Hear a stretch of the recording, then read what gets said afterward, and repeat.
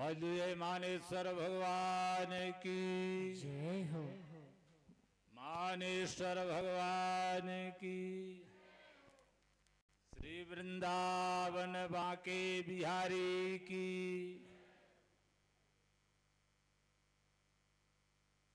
आज ये हम सब का हम सब से तात्पर्य जो है, जो श्रोता यहाँ विराजमान हैं परीक्षित के रूप में, वो और मेरी आवाज जहां तक जा रही है वो, और जहां नहीं जा रही है उनके लिए संदेश वाहक आप लोग। आप लोग क्या करेंगे? नारद का काम करेंगे। नारद चुगलखोरी का काम नहीं है। नरम ददाति ज्ञानः इति नारदः, नरः ददाति ज्ञानम इति नारदः। जो दूसरों को ज्ञान दे, उपदेश दे, वो है नारद, है ना। महाराज श्री का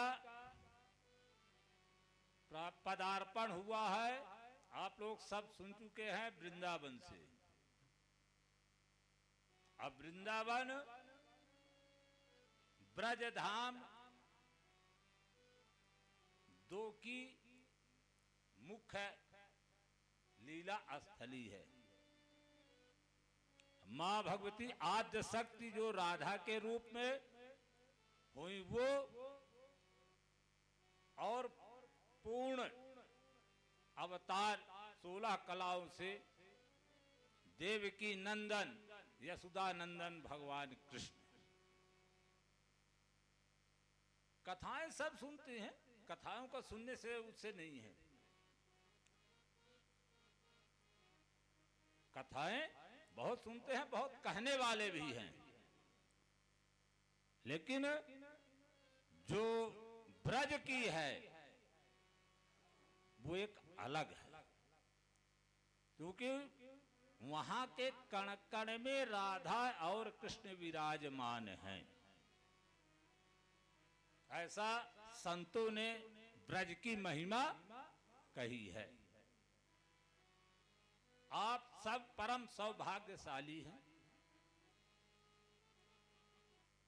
कि श्री आचार्य श्री जी के मुखारबिंद से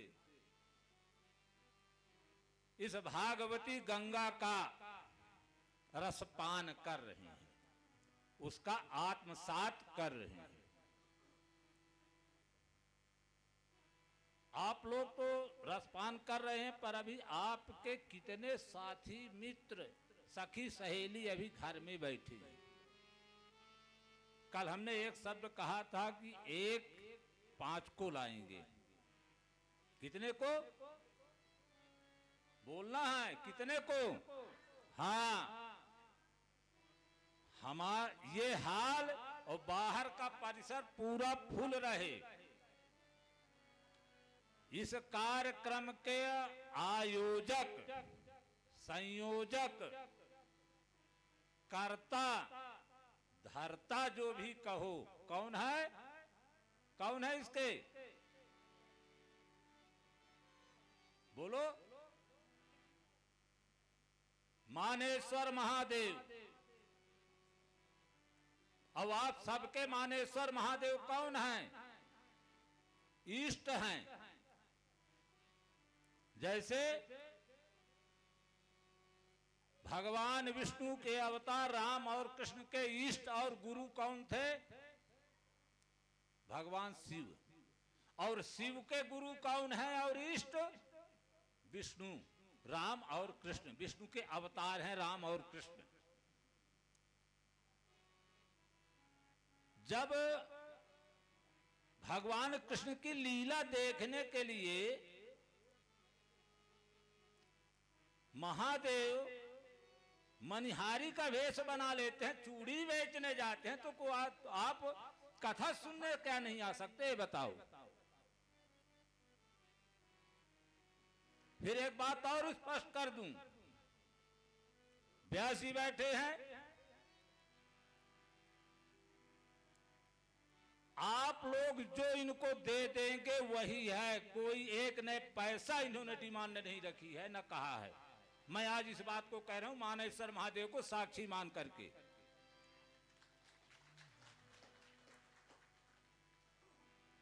वक्ता पहले तय करते हैं कि हम इतना लेंगे, लेकिन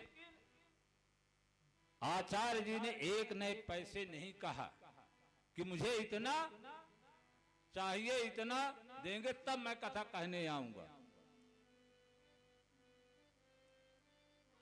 जो आप लोग देंगे सहयोग,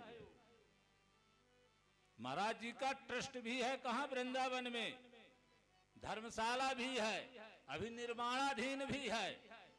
आप जैसे यात्री भी जाते हैं वहां, वो जैसे हमारे यहाँ भोजन व्यवस्था ऐसे वहां भी है, समझ गए। ऐसा महापुरुष कहां मिलता है बताओ, कोई मिलता है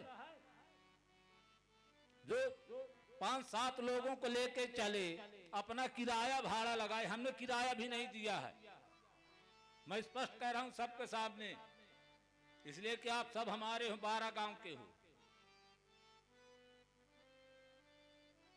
इसलिए मैं कह रहा हूं आचार्य जी आपके हैं कथा व्यास, कथा आप लोग सुन रहे, मैं तो बाबा हूं।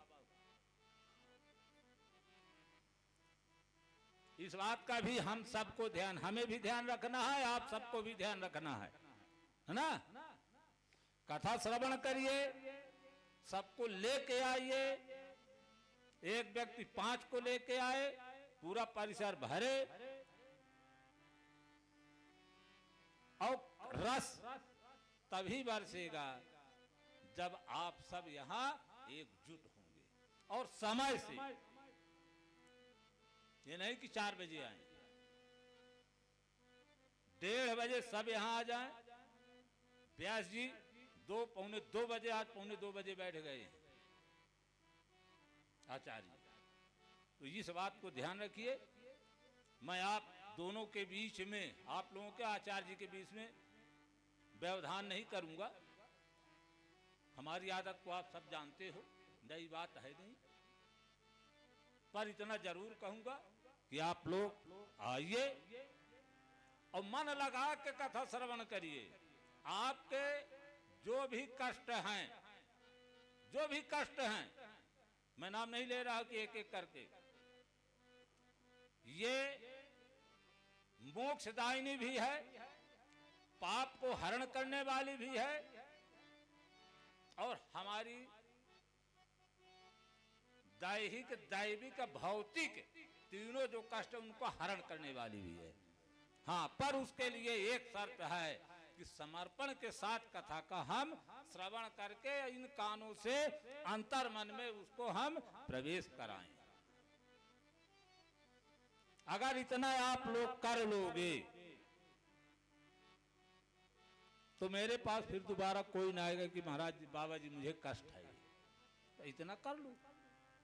7 दिन का समय, 1 दिन आज हो गया, 6 दिन और है, ठीक है ना। दोनों हाथ उठाओ, हाँ। और ये इस बात को ध्यान रखना, जो हमने बातें कही है, ठीक है ना, और सबका कल्याण हो, मंगल हो, मानेश्वर महादेव सबकी रक्षा करें। और बांके बिहारी, मैं राधा कृष्ण, राधा के साथ आप सबका मंगल करें, कल्याण करें, और आपका परिवार उत्तरोत्तर, जैसे इस समय हरेला सबके यहाँ बोया होगा ना, जैसे हरेला लहलहा रहा है, अच्छा उसी तरह आप सबका परिवार सुंदर हरा भरा रहे, यही मेरी कामना है, यही मेरा आशीर्वाद भी है। बोले मानेश्वर महादेव की जय, बोले आचार्य श्री व्यास जी की हर हर।